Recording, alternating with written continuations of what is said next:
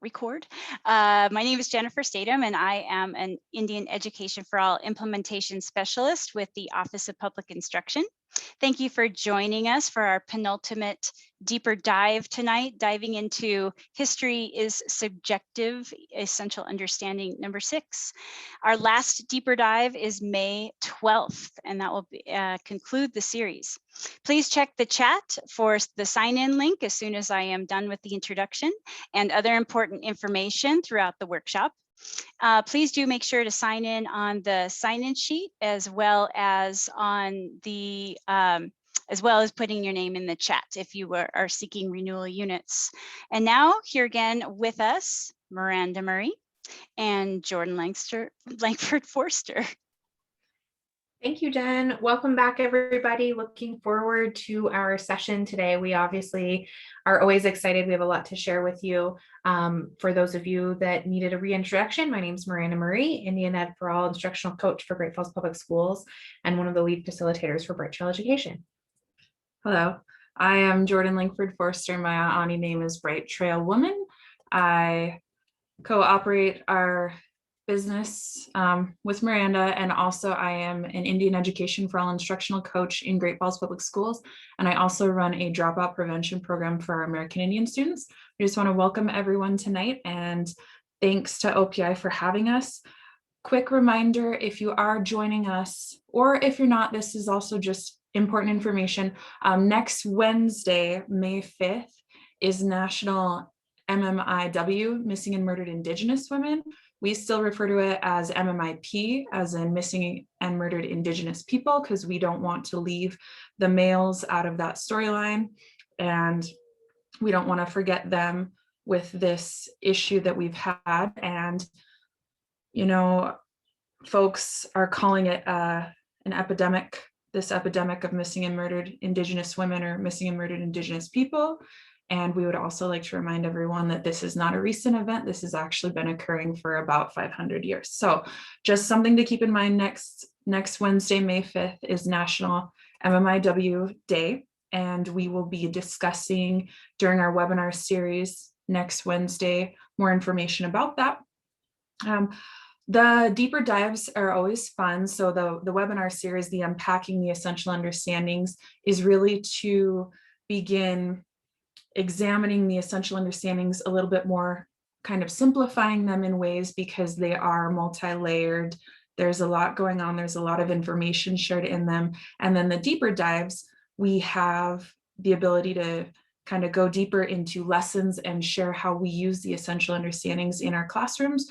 Do not feel like you have to do exactly what we do all of the time. These are just suggestions, and these are things that work well for us and our district and things that we have done with our students and our educators. So hopefully we can help everyone out and give you some ideas to use these in whatever way is applicable to your grade level in your classroom.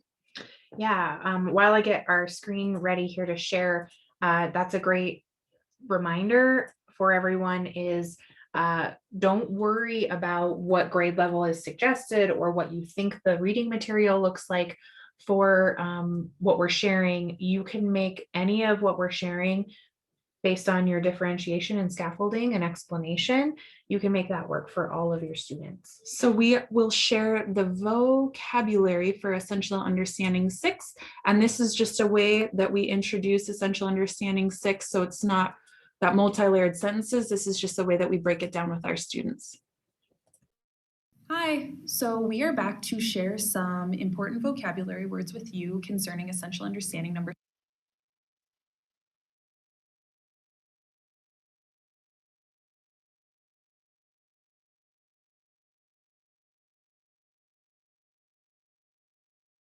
6.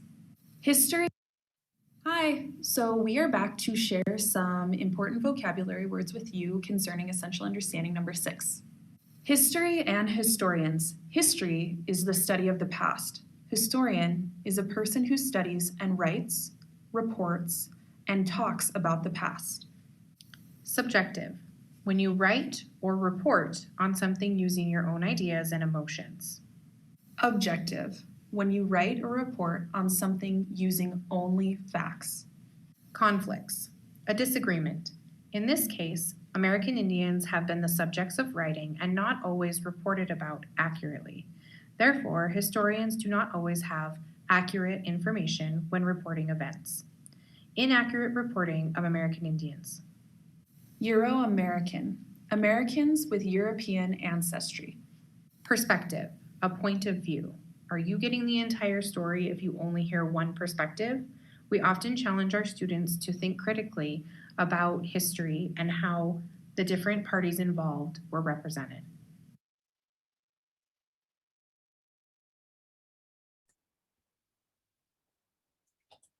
So again, that's just one way to begin breaking these concepts down with your students. You don't have to use the same vocabulary, but we find it to be very helpful, especially when you're teaching or sharing information with those younger grades. It's really difficult to present them an essential understanding when there's words or vocabulary in there that they might not understand. The second thing that we are going to share with you tonight, I just saw the screenshot of it. The second thing that we're going to share with everyone tonight is a featured game. We try to do that during our deeper dives. Sometimes the games don't necessarily correlate with essential understandings, but we just want to provide more information when sharing Indian education for all in your classroom or in your space.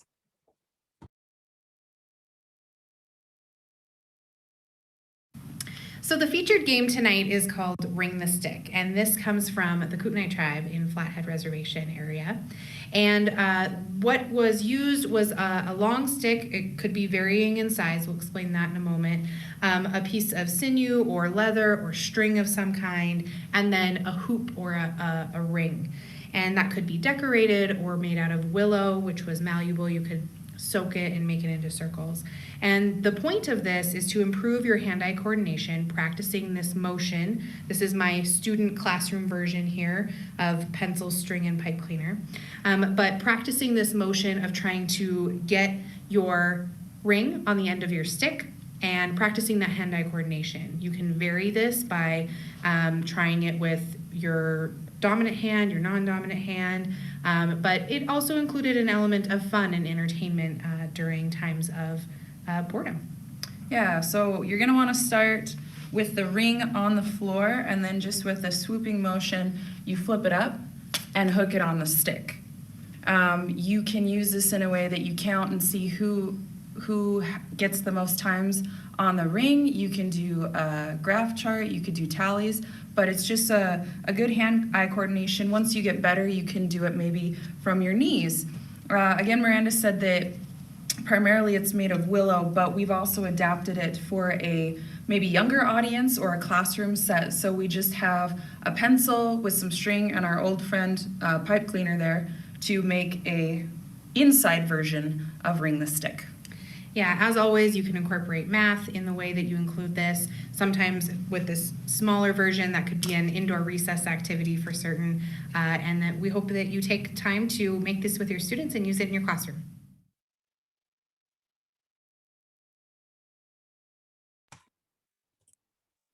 Making that video was a lot of pressure because the first time I tried to ring the stick, I didn't get it. So I'm really glad that I was able to demonstrate. This is just a lot of pressure. And I knew that people would watch it, and I didn't want to look like a loser. We were able to get that on there. All right.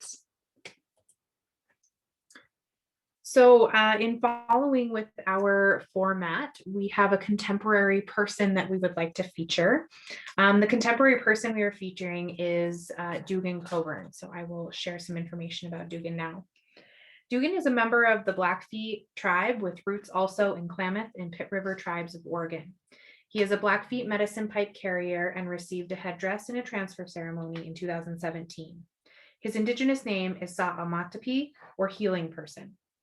Dugan is currently the director of Indian education for Great Falls Public Schools, which serves around 10,000 students, of which around 1,500 are urban Native Americans from around 44 different tribes across the United States. Coburn previously worked as a pre-college advisor for Great Falls College, Montana State University, and worked in the TRIO Talent Search program in the Great Falls school system. Dugan is in constant search of knowledge and cultural education for himself so that he may share what he has learned with others.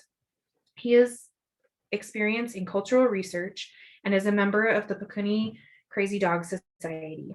He has worked with Blackfeet spiritual leaders to learn about traditional Native design, and he is currently an apprentice to Jackie Red, a master beadwork artist, through a Native Arts and Cultures Foundation 2020 fellowship program. He is a historical reenactor, including Indigenous legends and dance, and has been a reenactor with the Lewis and Clark Honor Guard for over 20 years. He has worked as an interpretive ranger at the Lewis and Clark Interpretive Center here in Great Falls, Montana.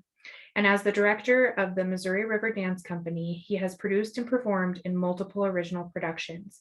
These include Native American productions of legends, including The Bear Medicine, The Origin of the Buffalo Dance, and The Story of the Horse.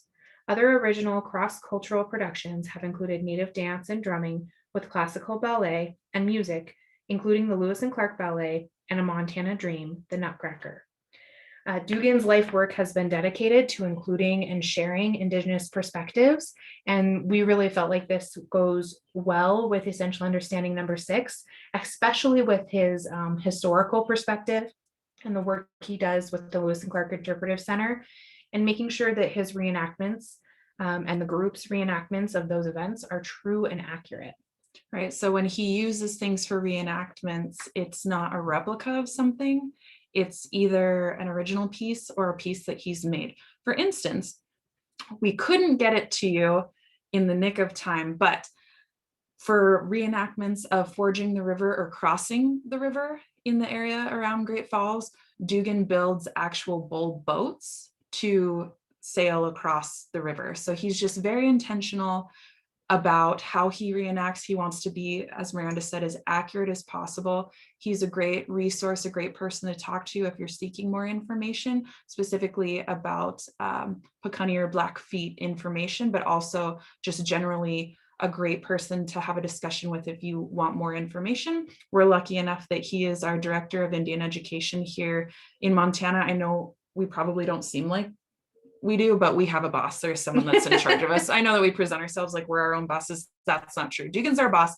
We're very lucky to have him, but we just wanted to always be intentional about featuring a contemporary local American Indian person when we're moving through these essential understandings, because it's very important to share with our students or whoever it is that we're speaking to that culture is evolving and changing over time, but also contemporary American Indian leaders exist, and it's really important to feature them, especially in terms of knowledge keepers.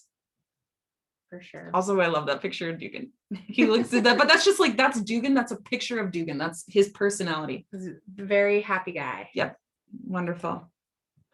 Something that we will be featuring tonight is this resource from National Geographic. Sorry. There we go. National Geographic at 1621, A New Look at Thanksgiving. This can be incorporated in a multitude of ways for your students. So it's a resource that's very intentional about demonstrating historical accuracies, getting away from those ideas of the buckled hats, all sorts of things that we will go into here in a second. But this is the resource that we would like to feature. It's great for younger or older students. It works well for them. Based on this information, we've created a video that we would like to share concerning Thanksgiving with everyone. We would also like to direct you to our YouTube channel.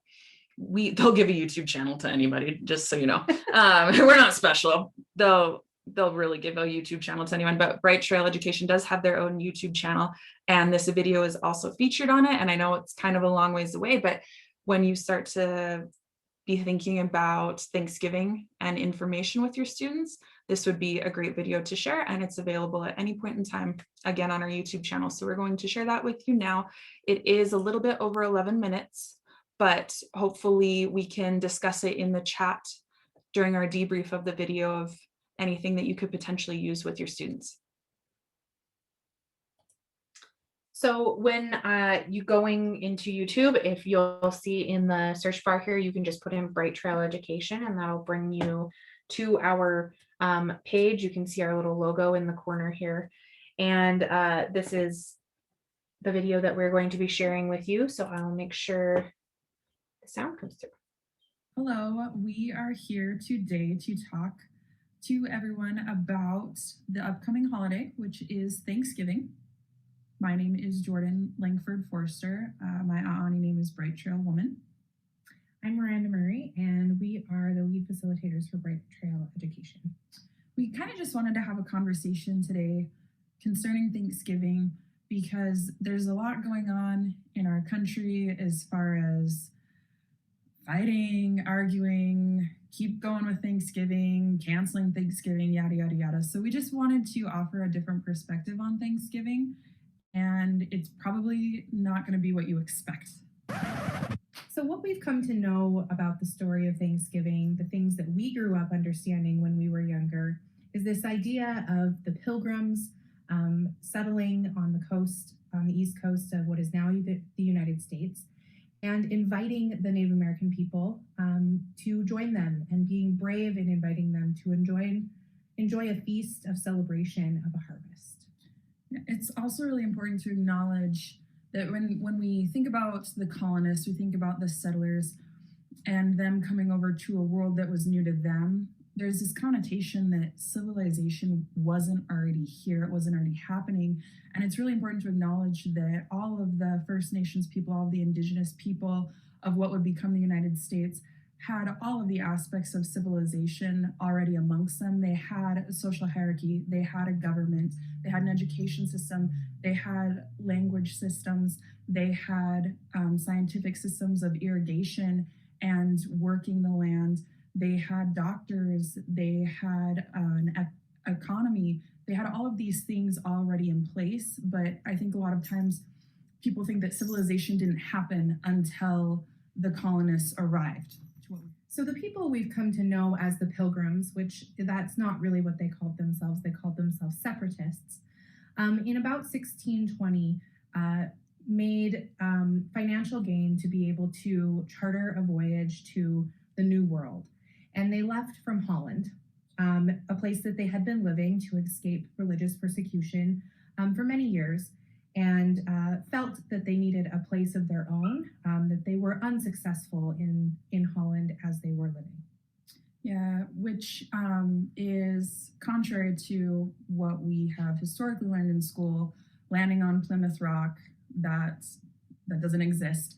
So they make their way over here in 1620, and essentially what had happened is they encountered a village that had previously, the population had been decimated due to disease. And so it was a vacant area of land. It doesn't mean that tribal people were not in the area and hadn't been using the land and developing it. There just weren't people there at that time. What they discovered when they came upon this village is that the indigenous people of that area buried things with their dead. So what the separatists began to do was dig up the graves because they realized that there was goods buried with these bodies.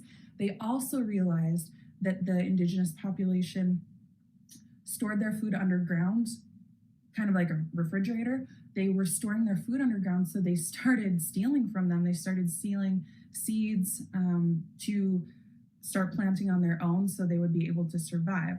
Essentially what happened after that is the local tribe in the area got sick of them grave robbing, and they got sick of them stealing their food supply, that they had several ambassadors help teach the separatists how to farm for themselves, how to cultivate the land so they could live successfully on their own without having to steal from the local natives.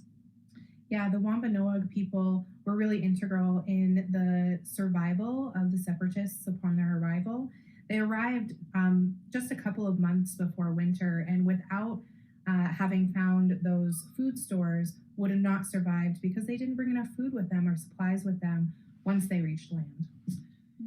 So in March of 1621, the Wampanoag people and the separatists decided to have some diplomacy and create an agreement that would help mutually benefit each other in their survival. Both groups understood that their numbers were small due to disease and other circumstances, and this agreement helped them to help each other in the event that they were attacked by outside entities. Political alliances were very common back then.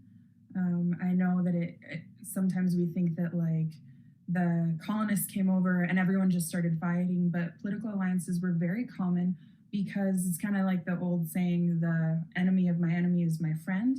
And so there was a lot to gain from having these political alliances as far as safety, and also, it was very common for them to go hunting with each other, political alliances like that. So it's not that they were best friends, but it was really mutually beneficial for them in terms of survival at that time. So later on in the year, the settlers had set out for a day of hunting, and their gunshot attracted the attention of the Wampanoag people. And upon coming together, they realized that the settlers were going to have a celebration of their harvest and the bounty that they had collected up until this time. And so the Wampanoag people set out and hunted and provided deer for this feast, and gathered with the settlers for 3 days to celebrate, play games, and interact with each other, to celebrate those harvests and to give thanks for the supplies and the feasts that they were able to have. My favorite part of the story personally is that it wasn't just a day, it lasted 3 days. They ate for 3 days. Anyway, and there was a lot glorious of food that was involved, none of them really being turkey, but a lot of the local crops, corn, there's plentiful fish in that area, and of course deer, as we mentioned earlier. Yeah. So the term Thanksgiving comes from the European idea of special days of thanks that happen on special occasions for many different reasons. The feast that we've talked about so far was never called a Thanksgiving. They didn't give it that name. But the next Thanksgiving officially was to celebrate the massacre of the Pequot people about 16 years later. Yeah, and then it wasn't until the Civil War that actually Thanksgiving became a national holiday, and that's when Lincoln declared, he actually declared 2 Thanksgivings. He declared one Thanksgiving in August, and then he declared another one in November. And I think that was really him establishing the idea of the country coming together after the Civil War. So the idea behind it was well-intentioned, because the country was just ravished with this genuinely huge loss of American people. So the purpose of this video is to offer you a different perspective on some of the history you might have heard over your life. And it's really important to us to establish with our students and with the people we work with to seek out different perspectives on their understanding of the world around them. We understand that there's this continuing conversation in our country of whether to continue Thanksgiving or to cancel Thanksgiving. And we're not providing you this information to say that we want to cancel Thanksgiving, because it's really important to acknowledge that Indigenous people have been practicing the idea of gratitude and reciprocity since time immemorial. It was very common for them to get together after a successful harvest or a successful hunt and share their bounties with their neighbors. And so actually the practice of Thanksgiving is Indigenous. And so we want to encourage people to just be more intentional about how you share your information, especially with students. It's really important for them to get a more accurate historical content. But the idea of Thanksgiving is very valuable, and it has been practiced, like I said, since time immemorial for Indigenous people. And the idea of being grateful is something that has always been a piece of my culture, and acknowledging everything that the land has to offer, and sharing with others, sharing your bounty with others. And so I don't think that it's wrong to get together with your friends and family and have a nice meal and share what you're grateful for, because that practice in and of itself is an Indigenous practice, and it's very important. Yeah, we want to encourage families, teachers, and students to talk about this time of year. It's an important part of the conversation, but to reach beyond just this time of year and to instill that gratefulness and thankfulness practice throughout your life in all aspects, and really providing yourself and your family the opportunity to talk about the things you have and to be grateful for the things you have. absolutely, gratitude shouldn't be compartmentalized to one day a year. It would be great if we could do that all of the time and treat each other the way we treat each other around the holidays all of the time. And I personally don't see anything wrong with people getting together often and eating a lot of food. Always a good time. I think that's great. I think we need more of that. Excellent. So anyway, thank you for joining us. We just wanted to again offer you a different perspective on Thanksgiving, but also encourage you to continue those practices, continue reciprocity, continue these feelings of gratitude, because it really is important. And I think it's really important in a time like now for us to acknowledge the things that we have and be grateful for the people that we have in our lives. Yeah, we hope that you stay safe and well and enjoy time with the people you're able to spend the time with. And we'll see you next time. Yeah.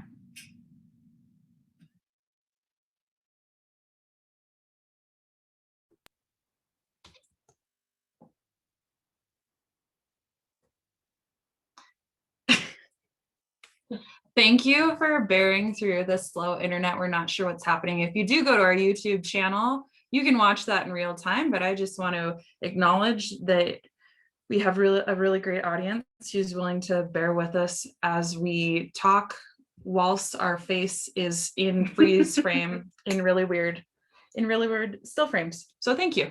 Thank you very much.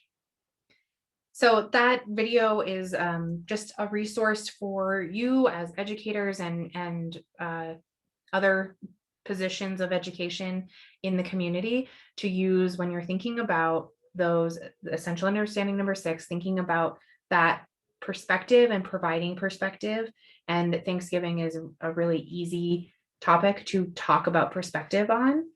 Definitely. And something that I use continually with my classroom again is expanding on that idea, that the idea of being thankful or reciprocity or sharing things with others shouldn't be compartmentalized to that one specific day. So something that we do often in my classroom is we have gratitude sheets that I have the students fill out here and there, and it's just a sheet where they go through and they write down 5 things that they're grateful for and why. They write down a specific goal for the day, and then they remind themselves of one thing that they like about themselves. My favorite part of the students participating in that activity is that it doesn't have to be a big meaning of life kind of thing they're thankful for. It could be that they're thankful for being at school that day, or they could be thankful that they have a cell phone. But our students, no matter what age and grade level, don't have good practice with that idea of gratitude or even of reciprocity and providing that give and take within the community. And so that practice is a great thing to do. A lot of times one of their goals for that day could be, what is something nice that I'm going to do for someone else? Yeah, it's a great idea. Another thanks. What is happening? What is happening? Is everybody awake? Are we on an ad on YouTube? Probably. Okay. Definitely. Okay. Go away. We got it. I thought that was happening from our PowerPoint and I could not understand what was happening. Should we have a song of the day? That'd be great. Okay. Okay. Back on track. Thank you. So another way to use these resources. So Jordan talked about 1621, a new look at Thanksgiving. You can use this if you've been with us for some of the other deeper dives. I've talked about using multiple books on the same subject to give students the opportunity to gather information from different perspectives, different authors, different viewpoints, and the same can be done with Thanksgiving. And these are a couple examples of books that you can go through. And when you're doing this exercise with high school students, it's good to use children's books because you can have multiple people read them quickly as opposed to longer excerpts or textbooks or things like that. So these 3 books are very different in terms of their ideas and their perspectives on talking about Thanksgiving. So we have 1621, A New Look at Thanksgiving, which kind of from that historical reenactment point, they went through and they made really accurate reenactments of the actual quote unquote Thanksgiving. And there's photos, and you can see there's a lot of valuable information there. There's recipes in there, traditional Wampanoag recipes, and looking at the dress and looking at kind of where those things would have happened and addressing how that came to be. And then there's also a really great timeline in the back. So if you see here, there's a chronological order of things that happened throughout time. And Thanksgiving is a really sorry, what did I say? Something No, funny? you didn't say something funny. I was just sitting here and you just put the book in front of my face. It was just funny because I'm sure I do it to you all the time, but I was just like, bye-bye, Jordan. Okay, sorry. But the idea of Thanksgiving and how it came to be and what it's associated with, there's a lot of interesting concepts that actually really don't relate to each other, apart from the fact that they're connected to the idea of Thanksgiving. So that timeline is very helpful.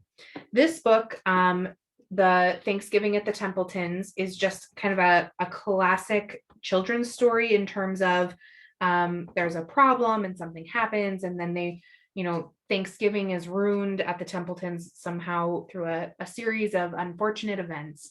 There is no longer a dinner, and then they come to realize that they're thankful for everything they have and they don't need that fancy dinner. And they're thankful to be together. But this I think is maybe more so what our younger kids might associate with Thanksgiving is the food, the idea of being together with family, maybe even the idea of saying, some families go around and say what they're grateful for, those kinds of things.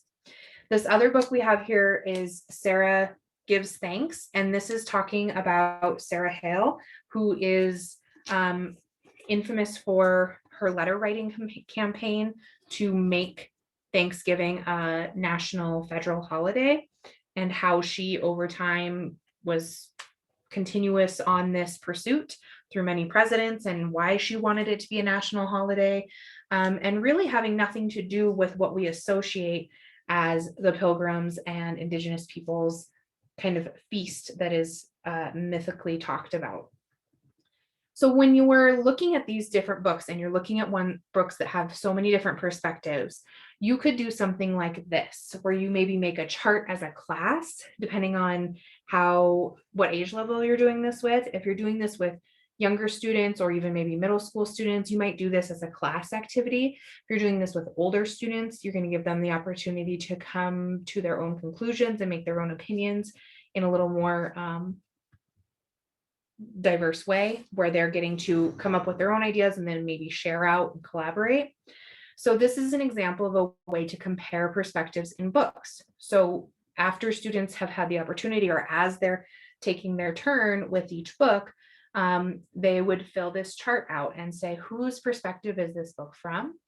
They would fill in what's something that's in this book that's not in the other books, finding what unique perspectives or viewpoints are in each book.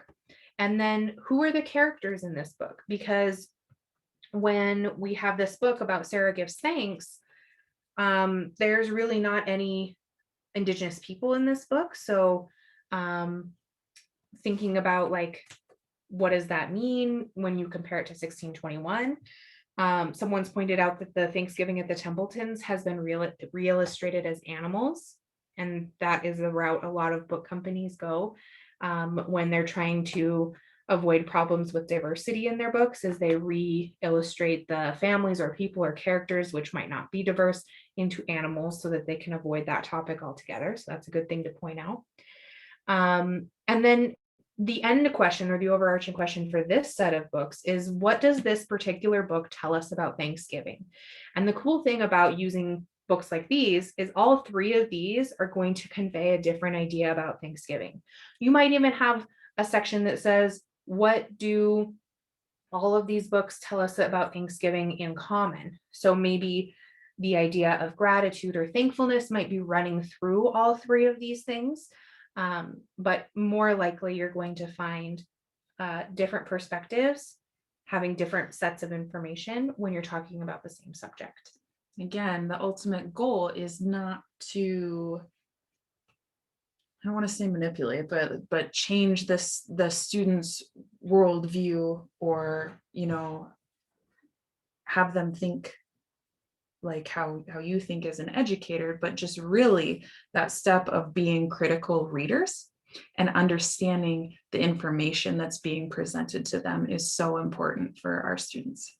Yeah, and learning how to gather information from multiple sources, I think is a big part of essential understanding number 6, because sometimes you might not have access to multiple perspectives in terms of a specific subject matter.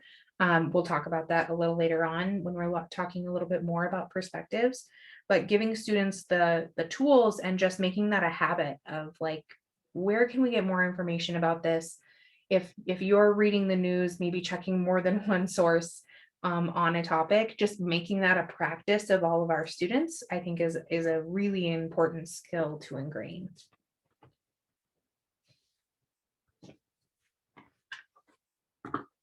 Do you need to introduce the video, or are we going to show the next video? Oh, I will introduce Okay, it. great. I'll get it ready. So to introduce this next video, I have some, I guess, so something that's common when we're talking about accurate portrayals, when we're talking about accurate information.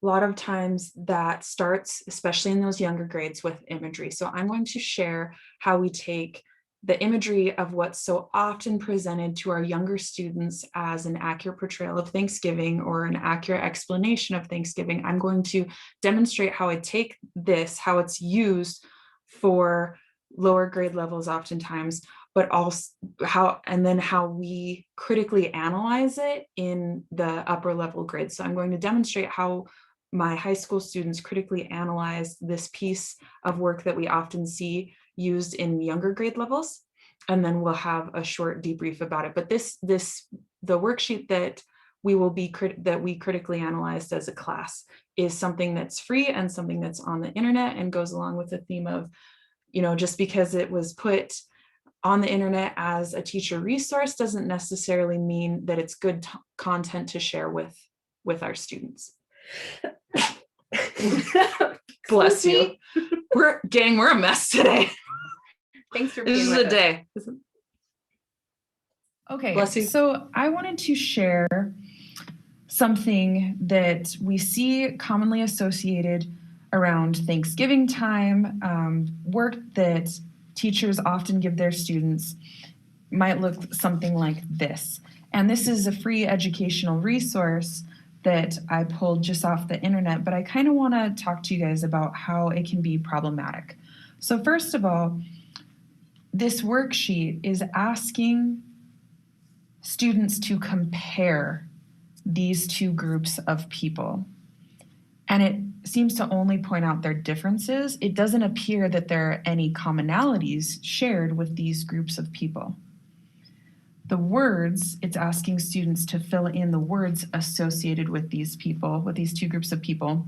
And the words are hat, boots, apron, feathers, headband, and bow. Especially for little kids who this worksheet or this exercise is targeted at, for little kids, they aren't going to be able to relate to feathers, headband, and bow because those aren't really as common or commonly used or commonly seen as a hat, boots, or an apron. They see hats, they see boots. And so it also would appear to little kids that this group of people is more like them than this group of people. I want to talk about their appearance a little bit. So we have the stereotypical buckle hat. In reality, their hats were more simple wool hats. The turkey is featured here. There was no turkey at the first Thanksgiving. And then, again, we have those stereotypical images associated with Native people. So I gave this worksheet actually to my high schoolers, and we analyzed it, and then we came up with ways to change it. So the way that they suggested that we could change it is provide a space like an actual Venn diagram where these people would have the opportunity to share commonalities. And one student suggested, and I love this, he suggested that a commonality between these two groups is that they are both humans. Another thing that we discussed is have different words that reflects aspects of civilization that students are going to recognize. So, instead of these, what they looked like, you could have words that reflect what society looked like and still looks like today. So you could add words like hunters or farmers, because American Indian people were hunters and farmers themselves. And kids are going to recognize that. They're going to know what that means. So also, again, remove the turkey.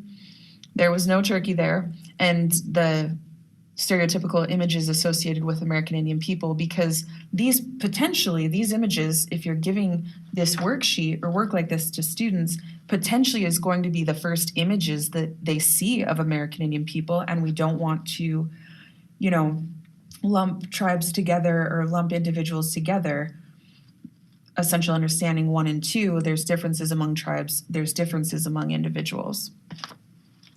And again, I just want to remind you that this is just not an example of what not to do with your students, but it's also a great opportunity. I used it with my high schoolers, with my older students. It was a great opportunity to have the older students critically analyze images and discuss material and what's good content and what's not good content.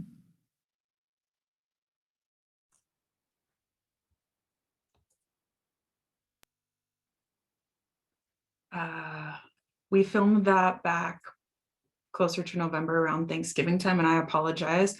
I don't know if anyone understood, but I use that with my high school students. I just don't know if I said that enough. I just don't know if I articulated it enough times that I use it with my high school class. So I apologize about that. All right. Here we go. We're going to go into an activity that we're going to ask you to respond in the chat, and we will group discuss as best we can over Zoom. But our next activity is going to be analyzing a nationwide message. So as Miranda pulls it up, and we know it's word heavy, but it's very important. So the first, we'll give you several moments to read through this, but the only hint I'm going to give you is that it's a nationwide, and please don't Google. Please don't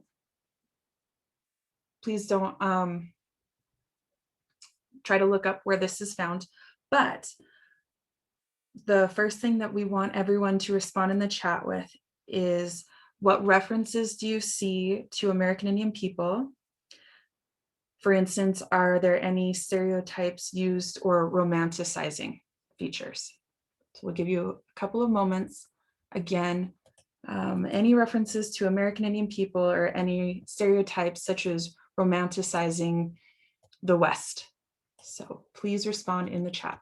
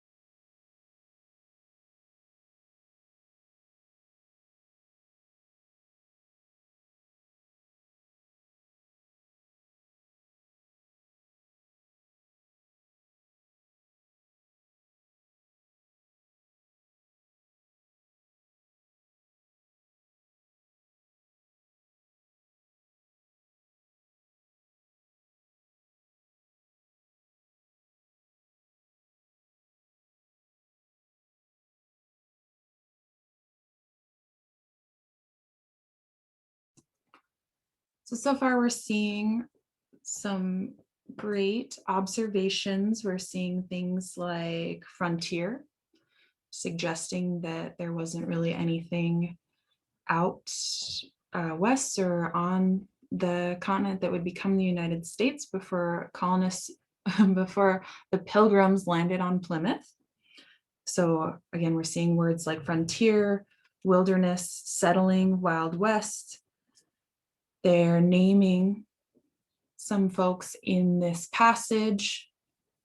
A lot of them are Euro-American individuals. Some are not, some are people of color. So the next thing that I would like to discuss in the chat is using your context clues. Hopefully nobody Googled some of these word phrases, but using your context clues. When do you think this message was put out? And why do you think that? What context clues give you a hint of when this message was delivered or put out?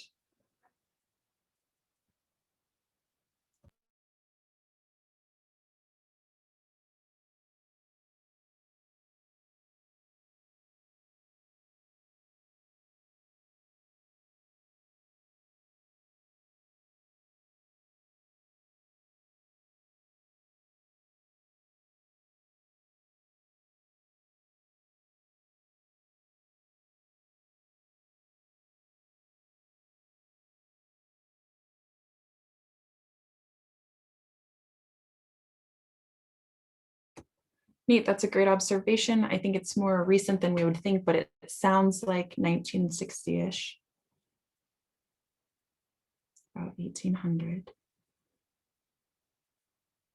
A couple more moments for folks to respond in the chat.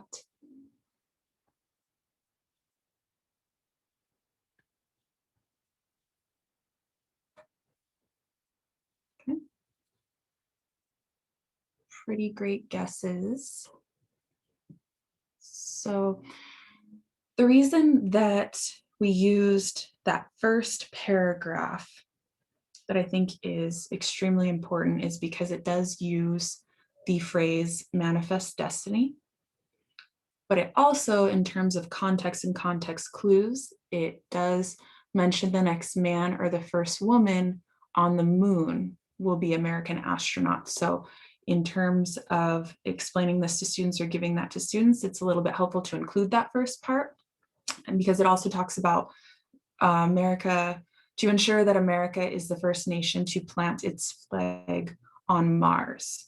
So in terms of context, context clues, we have such a thing at this time that this message was delivered as space travel, and then making it sound more recent because now we're looking at Mars. And I know that Mars is a big part of the conversation nationally as far as development and finding out more information. So I'm going to tell you now, if you don't know where this national or this nationwide message is from, it's from last year, early 2020. And this was the last State of the Union address that the president at the time delivered on national television. So with that information, the next conversation that I would ask volunteers to please have in the chat is, what message does this State of the Union address send to non-Native people? Again, what message or messages does this State of the Union address send to non-Native people who are viewing it or hearing it?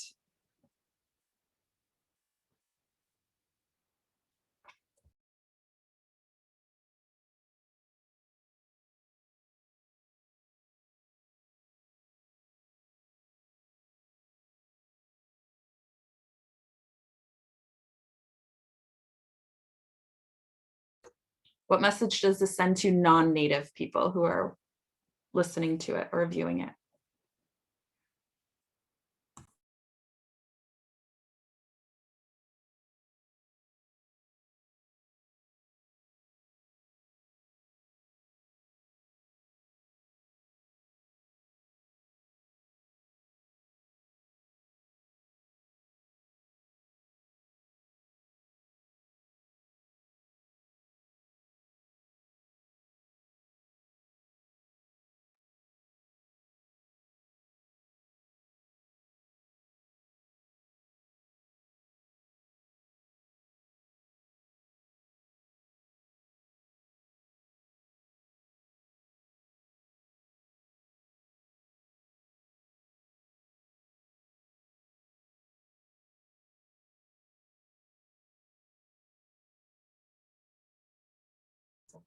We are very much enjoying the chat right now. So we're getting messages like, so America first, and understandably, this is the State of the Union address. So understandably, regardless of who the president is at the time, you're going to want the State of the Union address to be positive. It's going to be framed in a very patriotic way, and that's understandable. We're giving a State of the Union.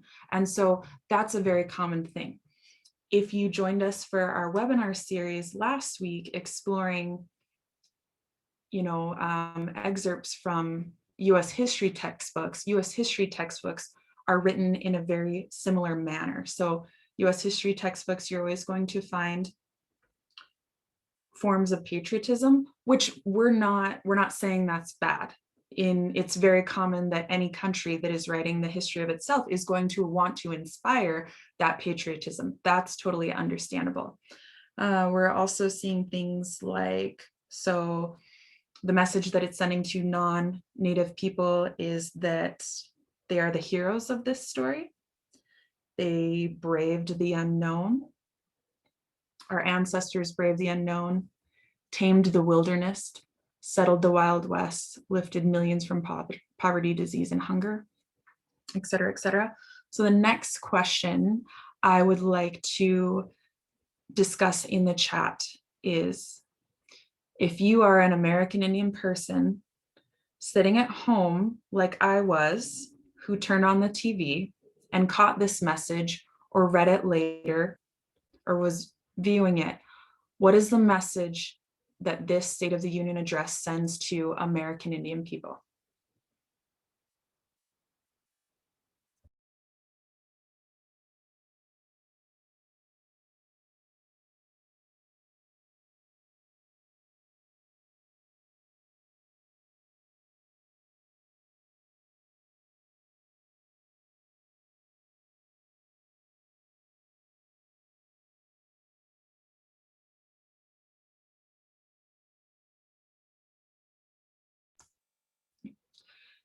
So when we're critically analyzing things, it's important to know, I don't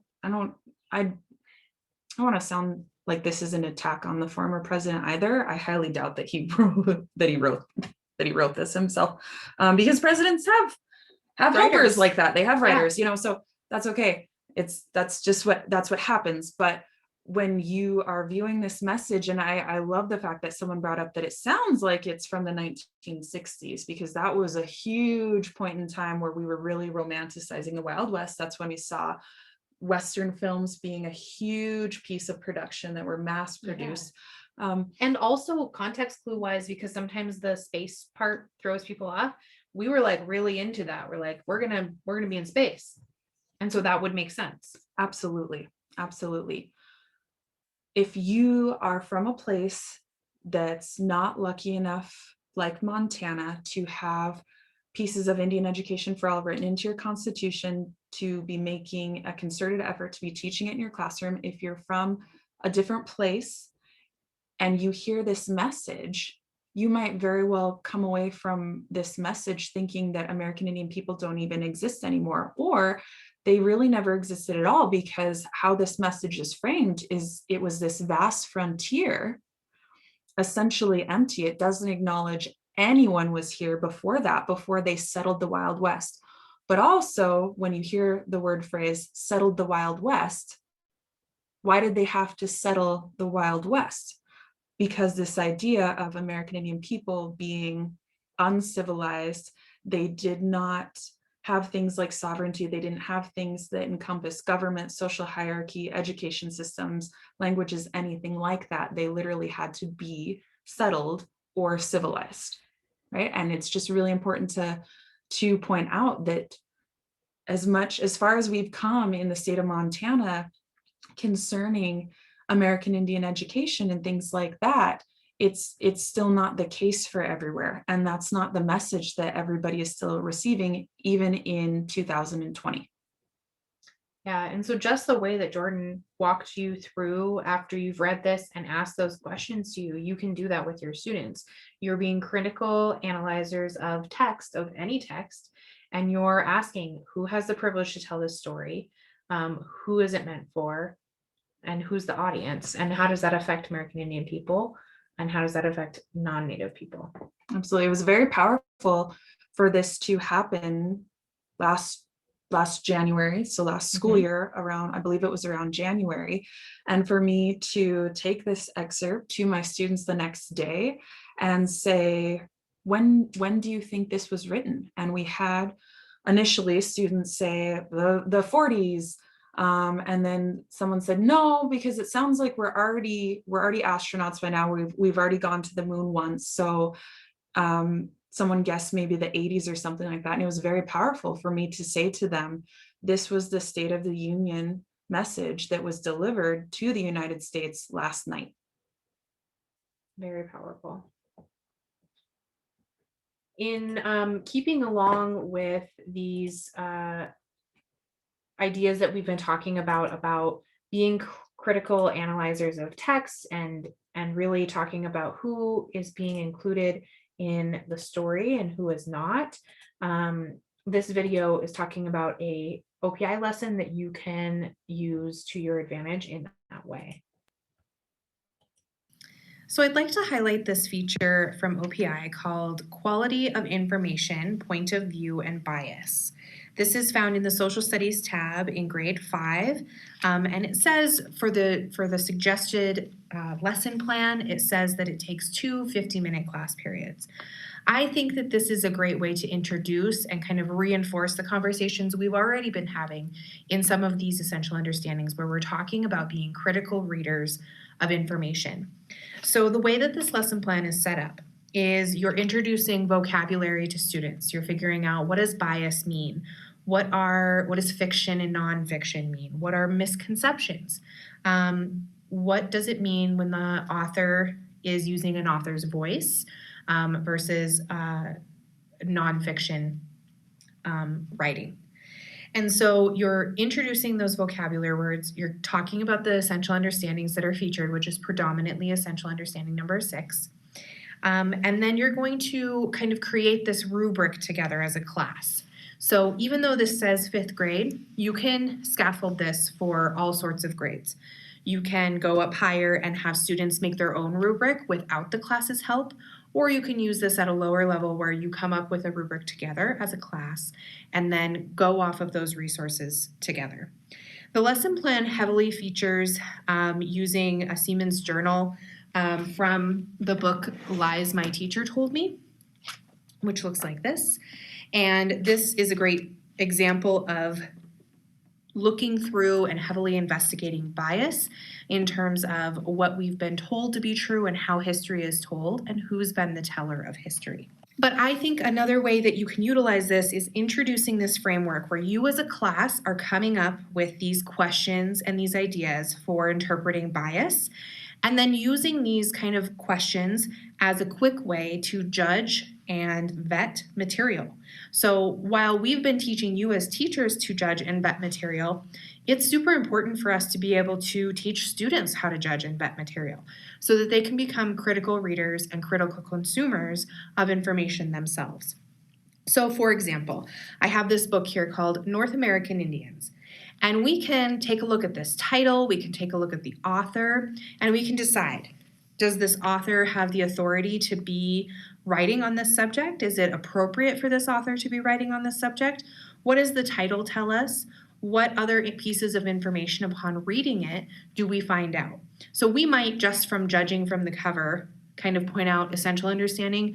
Number 1, diversity in tribes. This is not tribally specific, so it might be a red flag for us in terms of looking at this as a good resource. But what you're going to work with students about is, who is this written by? Who is the audience? What is the message? Who benefits from this message being told? And you could do this with books, like I just demonstrated, or you could do this with excerpts. If you're looking at letters or parts of your history book or parts of your textbook, you can, just as a real quick IFA lesson, integrate it into your classroom, decide, who is this written for? What's the message? Who benefits? And kind of take those questions that you guys established together as a class, maybe including stereotypes or points of view missing, and judge as a group, as a class, to be critical consumers of media and literature and be better readers going forward.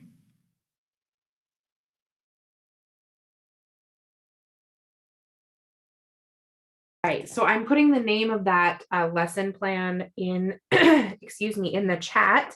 It is called Quality of Information, Point of View, and Bias. And immediately following our time together today, I will go and put the link to that in your resource folder, because I think I forgot to link that for you. And so that lesson plan does a great job of setting up this like classroom procedure that I love the idea of having this classroom procedure where no matter what the content or no matter what the text, you as a class or as a group are really quickly like taking into consideration whether or not it has to do with Indian Ed for All. No matter what the subject, you're doing a quick evaluation. Who wrote this? What's their background? Are they an authority to write on this subject? If not, what does that mean for when we're consuming the information coming from that? Or maybe they are, quote unquote, an authority to write on the subject, but what other things in the text or illustrations or other parts that, depending on what you're looking at, might make you have pause? And so when we're talking about natural infusion into the classroom, this is a great example of that, because it's something that you might take a longer time to teach at the beginning of the year, but then it's something you're coming back to regularly. When you're looking at a piece of text from your history book, when you're looking at a new book in your classroom that might be in the reading quarter, you are going to take a second as a class to really just, hey, wait a second, who wrote this? What is the message? Who's intended for? And what message does it send on that subject? And so I really like that idea of it becoming a classroom procedure. The other part that I think is really great about scaffolding that for grade levels is if you're doing that as a class together in younger grades, middle school, it's kind of becoming a practice for our students. I keep saying I really want our students to be critical readers and consumers of information. I think that's a big flaw in our society right now today. So I'm really aiming that we get that handled with our youth. But as your students get older and in high school levels, you're making them critically analyze this themselves. And that can turn into a writing assignment. You can give a high schooler a children's book, similarly to the worksheet that Jordan demonstrated, and say, is this good? Is this bad? Is it even able to be qualified that way? Write a short response or synopsis onto what you see as being an important part of that conversation. So I'm going to go back to our PowerPoint here and continue on with this idea, another activity that you could do, another common subject to compare perspectives on that's really easy to incorporate comparing perspectives on is Columbus and his experience coming to shore. In the past with us, you have explored an excerpt from Columbus's journal, and so you might find something like that as a primary source document. And then you can find other perspectives. You can find the perspective from shore. You've heard us refer to this book called Encounter by Jane Yolen. This is from a child's perspective of the Taino people, and what they thought about when these white people were coming to shore, these people that they had never seen before. They talk about their skin looking confusing because it was so light, and where they're at, the sun really affects the melanin in your skin, and it makes a difference. You aren't born that light in that area because of survival. So taking a minute, you could do something like a Venn diagram where students are writing down, making notes about what they learned from Columbus's perspective coming to shore. And then they can write down and take notes what they learn about the perspective from shore. And then maybe what are some common perspectives? What are some commonalities in both of those people's experiences? And how do you kind of reconcile those two experiences into maybe some commonality where that's kind of where the factual information is going to lie? Another great resource when you're talking about Columbus, which I will link in your resource folder, is called Rethinking Columbus. This is a whole book and kind of curriculum in terms of there's a lot of information in here. There are activities for you to do. It has primary source documents. It has good examples of Thanksgiving things, bad examples of Thanksgiving things. There are excerpts from Columbus's journal in here. There are poems and things about the Taino people and primary source documents from both perspectives. So this is a really great resource that has some really great activities in it for you to do in your classroom.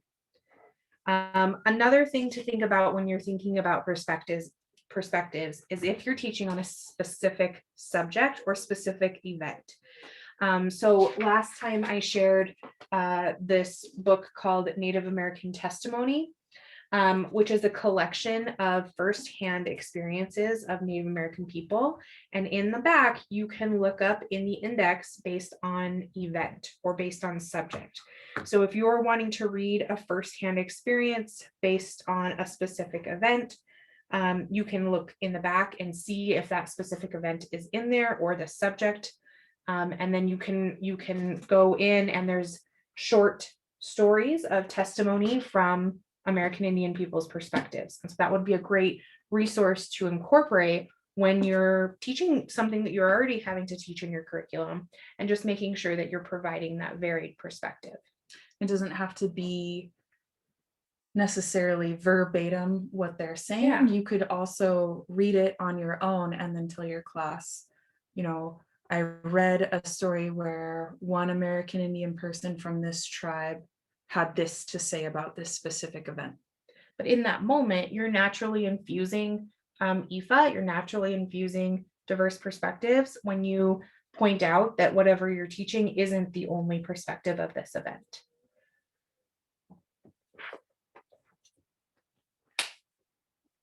Also, we would like to provide an example of a great English assignment or English activity. So this is a poem from the OPI resource Birthright. So just going to give everyone a moment to read through it and try to guess as you respond in the chat kind of what this is referring to, or also maybe how you can infuse it with something that you're already teaching in your class. Or what I mean by that is what historical event might this poem very easily go along with it that you might be teaching in your class. So I'll give you a couple moments to do that. And then please reflect in the chat concerning what historical event this poem would make a good fitting for your classroom.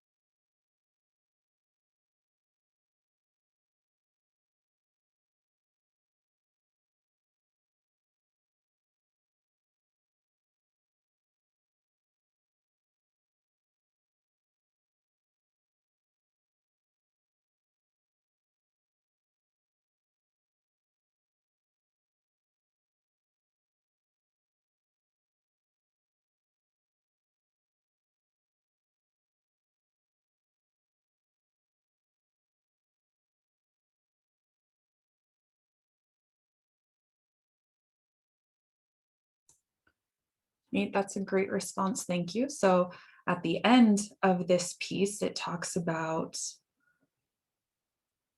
the world currently. So this idea, a world of money. So specifically this capitalistic idea of money, promise, and also disease.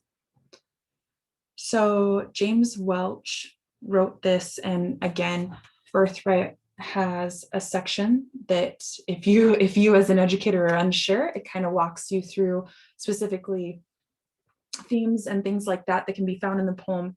So the setting of this poem is mid to late 19th century, so around that treaty era, excuse me. So the man from Washington, so these government officials or these government representatives, and how they were interacting with American Indian people and their promises, or what they said they were promising during that treaty era. And then it also discusses death and dying, which can also be related to federal Indian policy. So during that treaty, making time of the things that they were promising, and it also talks about life before this happened, before treaty or removal happened, when, we didn't expect much more than firewood and buffalo robes to keep us warm, but because of that treaty era and the move to reservations, things actually became much worse than that. Some subject matter that I tie this poem into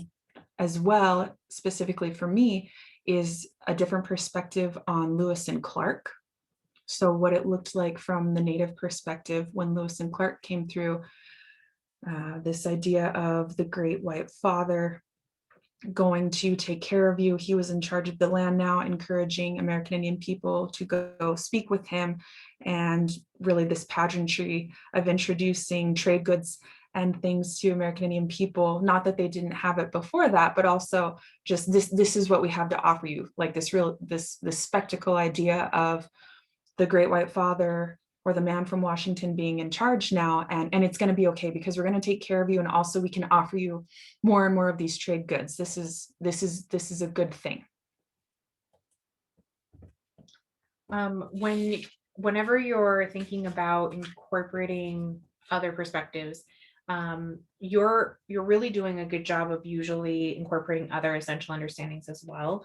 So when Jordan just mentioned about how this ties to federal policy, you're never going to be stuck in a position where you're just teaching one essential understanding, therefore being overwhelmed that there are 7. All of the things you're going to incorporate, you're going to encounter, all the lessons that we're talking about or featuring from OPI are going to feature or connect with more than one essential understanding. And we love the double dipping. I think that's super important. Anytime you can teach one thing at one time that covers a lot is really important for our students, because then they're not switching all of the time. They're getting a lot of information in one setting, which I think is just an important part of our curriculum now. Is so overwhelming for us as teachers to try and fit in, but for our students as well, they're switching from one subject to another. And so when we get the opportunity to slow down a little bit and talk about one thing for a little bit longer, where it has more to do with more standards and essential understandings, is very important. Okay, so now is the time in our show where we go through the device that helps us memorize the essential understandings. So thus far we've done 1 through 5. So we're going to take some time and ask some brave volunteers to please respond in the chat how we have practiced memorizing essential understanding 1 through 5 before I introduce the way that I have my students memorize essential understanding number 6. So you a couple of moments to respond in the chat. Also, just if for those who respond the fastest or the most accurate, we will be sending you a copy of Rethinking Columbus or the Native American testimony. Miranda doesn't know this. I just came up with this idea in my head. So let's see how this goes. Ready, set, go. We'll be working with Jen to get that to you. Oh, are you writing down names? Have them. Are you writing down names?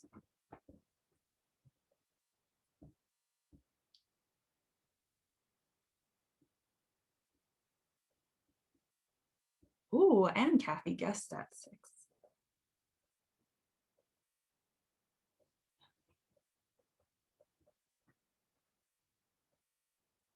Okay, all right. Competition is going to close in 5 seconds.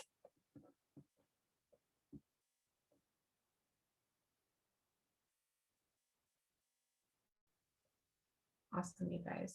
That's excellent.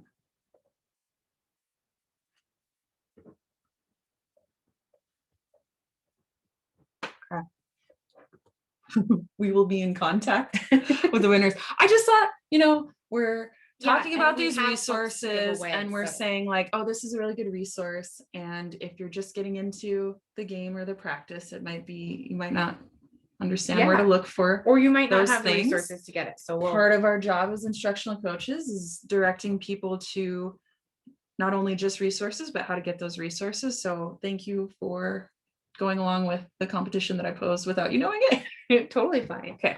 And I'm glad, Kathy, to hear that they really do help you remember. Oh, thank you. They're That great. makes they're great. Oh, Thanks. they are great.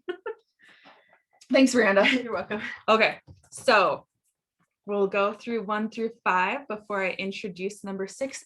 Also, this is just the way that I do it. This is not the way that you have to teach it to your students or demonstrate it to your students. I just find it helpful for mine.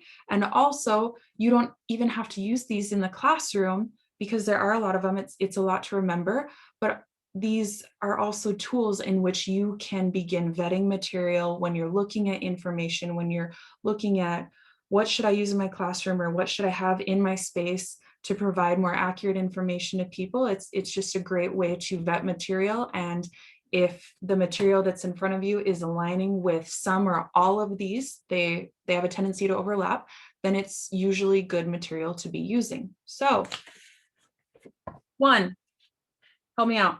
There we go. Okay. 1 rhymes with bun, in this case, hot cross bun. So that is our symbol. The summary for essential understanding 1 is diversity among tribes. The reason that we use a hot cross bun is because our signal or symbol for EU1 usually across today is associated with religion. And how do we explain that to others? Tribes differed in religion. To teach religion, tribes spoke different languages. Tribes lived in different locations. They had different resources that affected their practices, traditions, beliefs, and governments. Also, because tribes have different locations and practices, they have different histories, homes, and different use for things. 2, no 2. The symbol or signal is no 2 because the essential understanding 2 summary is diversity among individuals. How do we explain this understanding to others? Individuals differ in appearance, beliefs, locations, experiences, etc. There are no generic American Indians, just like there is no exact copies of anyone. A lot of differences in ways we explain it to others can be also interchangeable with essential understanding 1. 3, tree. 3 rhymes with tree. Culture is alive and well. When we think of culture, we think of trees. Culture is like a tree because there are parts you see and parts that are less visible. Culture and trees are seasonal. You can see different things or different parts at different times. Culture and trees reproduce. There's a transfer of some things or all things. Culture and trees are resilient and can withstand everything. Culture and trees evolve and change over time. Culture and trees can be replenished. Culture goes far beyond the powwows and regalia that are visible. So we still have things today, and things are practiced every single day, like smudging, ceremonies, harvest, games, songs, language, prayer, and much, much more. 4, door. 4 rhymes with door. The reason the symbol for EU4 is because when we think of a front door, we think of our home base. And the summary of essential understanding 4 is that when we're dealing with reservations, again, that home base, through treaties and other agreements between governments, reservation land is land reserved by tribes for tribes. How do we explain this to others? You cannot give someone something that already belongs to them or a place that was already occupied. Indigenous people were already living successfully on this land before reservation land was established. 5, federal. 5 starts with the same letter as federal. The summary of essential understanding 5 is that many federal policies have been put into place that affected American Indian people. How do we explain that to others? These policies or laws have conflicted with each other and continually change, making it difficult for tribes and individuals. These policies or laws make American Indians the most regulated or controlled group in the history of the US. As we move through the self-determination, tribes are able to become stronger nations. And finally, 6. If you can think of something more creative, by all means, go for it. But what I have for 6 is, help me out, Miranda. What's going on here? Thank you. Okay, come backwards, more over my face. Okay. 6 rhymes with conflicts. The summary of Essential Understanding 6 is that histories, or the telling of history, conflict based on who is telling the story or accounting for the history or story. So often non-Native people have been in the place of power to write or report on the history or subject matter concerning American Indians. How do we explain this to others? You cannot get the full or accurate story if you are only hearing one side of it. 6 conflicts. You cannot get the full or accurate story if you are the only one, or if you're only hearing it from one side. Which I think is easy for us as teachers to understand when we're always having to figure out what's happening between students. You got to get both sides of the story to know what's actually happening. Before we move to our closing question, can I just say that was oddly difficult? No, not just that. I just got my COVID shot. My arm is very sore. I would bet my life that piece of paper weighed 100 pounds a piece. My Lanta. Well, thank you for putting up with my shake. Good Okay. on you. Wow. So as we're starting to close, I hope that those mnemonic devices really do help you. They certainly, I have started using them in my head when I'm like referencing a specific one. It's definitely helpful, especially when you're going through and thinking about lesson plans and resources and how many of those essential understandings you might be covering. So we'd like to kind of close with this question. We would like you to reflect in the chat on whatever you do out in the world, whether that be a teacher or working in some other educational capacity, non-traditionally. What is the very next thing you're going to go out and do where you know that you need to provide diverse perspectives? What is the next thing you're going to teach where you're going to make sure that you're providing diversity in the perspectives that you're sharing, so that your students or audience can have a more full and accurate picture of the context you're giving them? So what's the next thing where essential understanding number 6 is going to come into play for you as an educator, or whatever community-wide job you have in educating adults and children?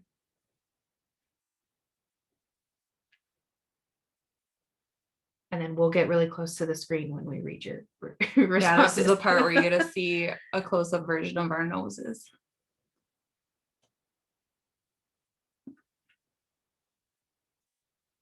Wonderful. Also, too, we don't want to put everyone on the spot. Maybe through this Yeah. conversation tonight, you've come up with your own genius way of how to incorporate essential understanding 6 when you're disseminating information. Please do not feel obligated to tell us that we're great. It's fine. Also very impressed. You've already ordered the resources we talked about today. So do you not need me to send them to you?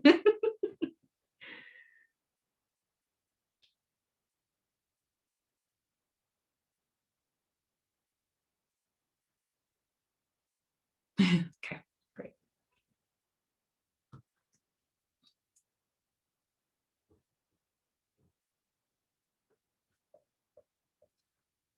Very timely then for your program tomorrow. Awesome. Yeah, the Brule Sioux also had some issues with Lewis and Clark. That's the other thing too. I think that it's really important if we're talking about Lewis and Clark, and why we wanted to feature Dugan tonight as the reenactment man, is that the story, or the plot of the story, is that it was all sunshine and butterflies, with the exception of the Blackfeet young child's life who was lost along this voyage. But other than that, it was just like Lewis and Clark are the heroes. Everything was great, when in reality, their survival was dependent on tribes. For sure. We are particularly sensitive here in Great Falls to the Lewis and Clark topics and ideas. We're the Great Falls of that storyline. Yeah. That's us. And so with the museum being here, and Everett, so we both went to elementary school here, and so we've learned that storyline from a very young age.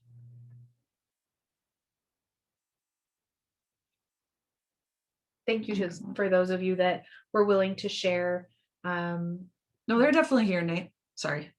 Nate asked if the Great Falls are still there. Oh yeah.